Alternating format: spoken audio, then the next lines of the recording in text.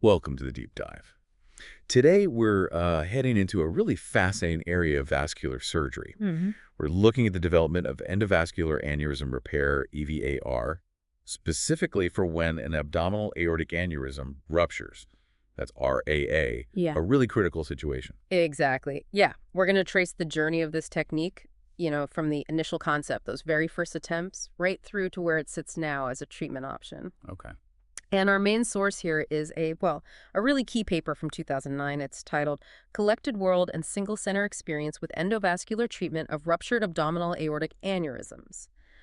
Basically, it pulled together data from loads of hospitals worldwide. Right. So it's not just one perspective. It's a broader look at how EVA for these ruptures was actually being used, the outcomes, hmm across different settings. Precisely. And we should probably mention up front, when this idea of using EAR for ruptures first came up, it wasn't exactly welcomed with open arms, was it? No, not at all. There was quite a bit of debate, definitely some skepticism, even though there were some promising early signs. People had real questions. I can imagine. Yeah, the idea of tackling such a massive life-threatening bleed with a less invasive approach. It was intriguing, sure, but it raised serious concerns, mainly about speed, really. Could it be done fast enough compared to open surgery? Okay, right. Let's unpack that. Where did this whole idea of using endovascular techniques for aortic aneurysms even begin? Well, the chapter we're drawing from, it credits the very first EVAR in North America. This was for a symptomatic but not ruptured aneurysm to a team at Montefiore Medical Center. That was back in November 92. Okay. The names involved were Veith, Parodi, Marin, Schoenholtz, Cinnamon. They used a Dacron graft supported by a Palmaz stent, a little metal scaffold inside the artery. Right. And the patient was considered too high risk for the standard open operation, but actually they did quite well. Wow, so that must have been a sort of proof of concept moment, a hint of what could be done. Exactly. And it wasn't just a one-off. That initial success led them to set up a proper program at Montefiore. Ah, okay. Yeah, they started using these surgeon-made custom endografts for various blood vessel problems, mostly in patients who were just too sick for conventional surgery. They really saw that these minimally invasive techniques could work, sometimes when nothing else would. So they're treating these non-ruptured aneurysms in high-risk folks. Mhm. How did they make the leap to thinking, okay, let's try this for an actual rupture? This seems like a big step. It was a big step, but the key was the type of endograft system they were already using. It was described as a tulip-shaped PTFE graft with a big Palmaz stent. Okay. The really clever part was that it was designed to be sort of one-size-fits-most. Oh, right, standardization. Kind of, yeah. It meant they could potentially have a graft ready to go off the shelf almost for emergencies. And obviously, with a rupture, time is everything. That makes total sense. Having Mm. the kit ready is crucial. So when did they actually do the very first EVA for a ruptured AAA? According to this chapter, the first one anywhere in the world was performed on April 24th, 1994. 94, wow. Yeah, and again, this patient was deemed unsuitable for open repair because of other health problems, but they managed to treat the rupture successfully with EVAR, and incredibly, the patient lived for another 3 years. 3 years after surviving a ruptured AAA deemed inoperable. Mm-hmm. Passed away from other causes eventually. But yeah, that's a pretty powerful early result, wouldn't you say? Absolutely.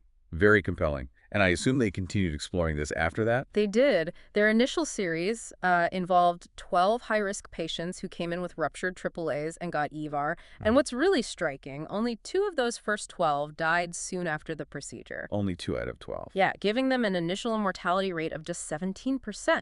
Which, compared to the historical figures for open repair, especially in high-risk patients, was dramatically lower. It really suggested this new approach had serious potential. Those early numbers must have really fueled the argument for EVAR in ruptures. Definitely. By 1995, just a year later, there was a real push from that group. They were advocating for EVAR to be considered the primary treatment for ruptured AAAs. The primary treatment. Already. Yeah, with caveats, of course. The patient's anatomy had to be right, and you needed the proper facilities, the right grafts, and importantly, the skilled team ready to go. But like we said, not everyone was convinced. What were the main objections people raised back then? The biggest one, overwhelmingly, was time. The critics were really worried. These patients are bleeding internally, they're unstable. Could you really afford the time it takes to set up and perform the endovascular procedure? Compared to just getting in there with open surgery? Exactly. The fear was that patients would die on the table, or even before getting to the table, while waiting for the endovascular control of the bleeding. A very legitimate concern.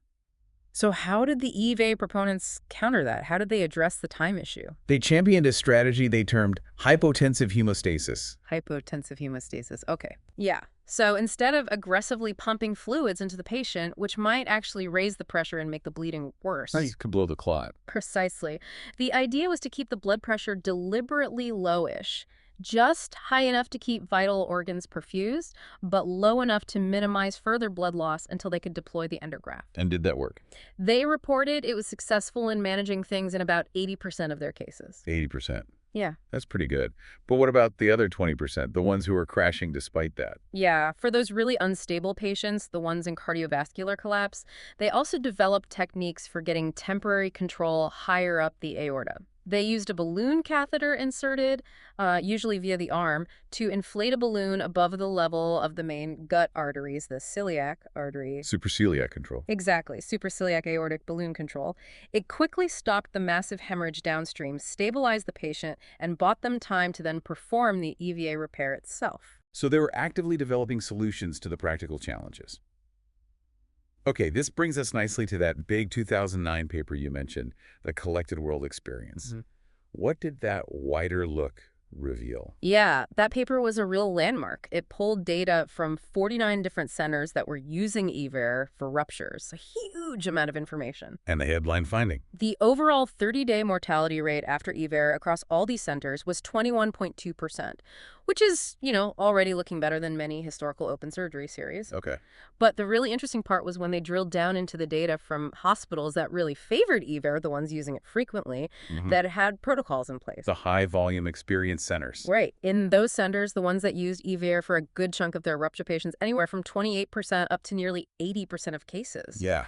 Their 30-day mortality for the patients who got EVAR was just 19.7%. 19.7%. And how did that compare to open repair in those same centers? That was the crucial comparison. In those same EVAR preferring centers, the patients who ended up getting open repair had a 30-day mortality of 36.3%. Wow, that's a big difference. 19 versus 36%. A very big difference. And it was highly statistically significant. The p-value was less than 0.0001. It strongly suggested a real survival benefit with EVAR, at least in centers geared up to do it well. That's compelling data. Did the paper break down how often they used things like that balloon control? It did, yeah.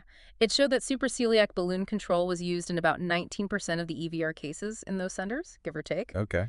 And it also noted treatment for abdominal compartment syndrome, that's a pressure buildup in the belly. A known risk was needed in about 12% of the EVAR group. Right. So what was the paper's ultimate conclusion then? The authors basically concluded that, yes, EVAR leads to lower procedural mortality at 30 days compared to open repair, but crucially, in selected patients. Selected patients. Right. They stressed that EVAR seems superior when the patient's aorta has the right shape and size for the grafts, and when the hospital has the resources, the skills, the facilities, the protocols, and uses optimal techniques like hypotensive hemostasis and balloon control when needed. So a strong endorsement, but with important conditions. Absolutely. Okay, so this paper lands in 2009, providing pretty solid evidence. Yeah. But the story doesn't stop there, does it? The commentary mentions calls for randomized trials. That's right. Even with that compelling collected world experience data, a lot of people, quite reasonably, pointed to the potential for selection bias. Meaning maybe the EVAR patients were just slightly less sick to begin with? Potentially, yeah. Or had more favorable anatomy. The argument was that only proper randomized controlled trials, RCTs, where patients are randomly assigned to get either EVAR or open repair, could truly eliminate that bias and tell us definitively which approach was better. Makes sense. So that led to 3 big RCTs being set up. One in the Netherlands, one in France, and one in the UK. The IMPROVE trial was the UK one, the largest. And what did those RCTs initially find? Did they confirm the 2009 paper? Well, interestingly, no, not initially. The first published results from all 3 of these major trials actually found no significant difference in early mortality between the EVAR groups and the open repair groups. No difference, after the previous paper showed such a strong signal. Exactly. So that threw a bit of a spanner in the works, you could say. It fueled the ongoing debate and probably reinforced the doubts for some people about EVAR's role in ruptures. I can imagine that caused quite a stir. What happened then? Did people just accept the RCT results? Well, not entirely. As the author commentary we looked at points out, subsequent analyses, particularly a publication in 2015, raised some methodological questions about those initial RCTs. Concerns about how they were run, maybe how patients were managed within the trials, things like that. Okay, so the interpretation wasn't straightforward. Not completely, no. And the story continued to evolve. So where did things eventually land? It feels like the initial skepticism maybe eased off again. It did.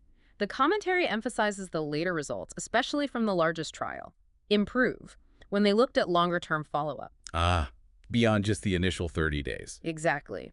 The longer-term data from IMPROVE actually showed that EVAR was superior, not just in terms of better late survival rates, but it also turned out to be less expensive overall compared to open repair. Better long-term survival and lower costs. That's pretty significant. Very significant. That finding from the largest RCT was a really important turning point in cementing the role of EVAR. So fast forward to around 2019 when this chapter seems to be reflecting the consensus. Yeah. What was the generally accepted view then? The commentary suggests that by then the tide had really turned.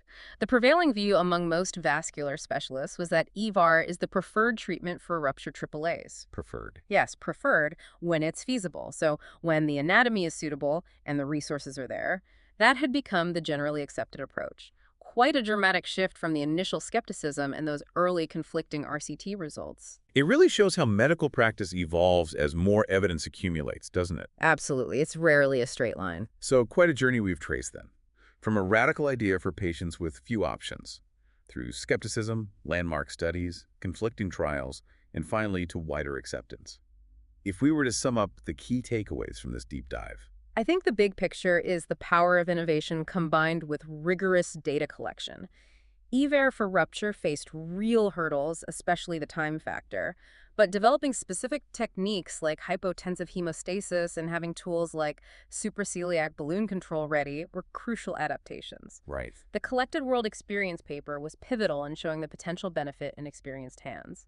Then, even though the initial RCT results were confusing, They caused some head-scratching. yeah, the longer-term data, particularly from IMPROVE, ultimately provided that higher level of evidence supporting EVAR's superiority for late survival and cost-effectiveness. And it really underscores that for EVAR in the emergency setting of a rupture, the conditions have to be right. Absolutely critical. You need the right patient anatomy, yes.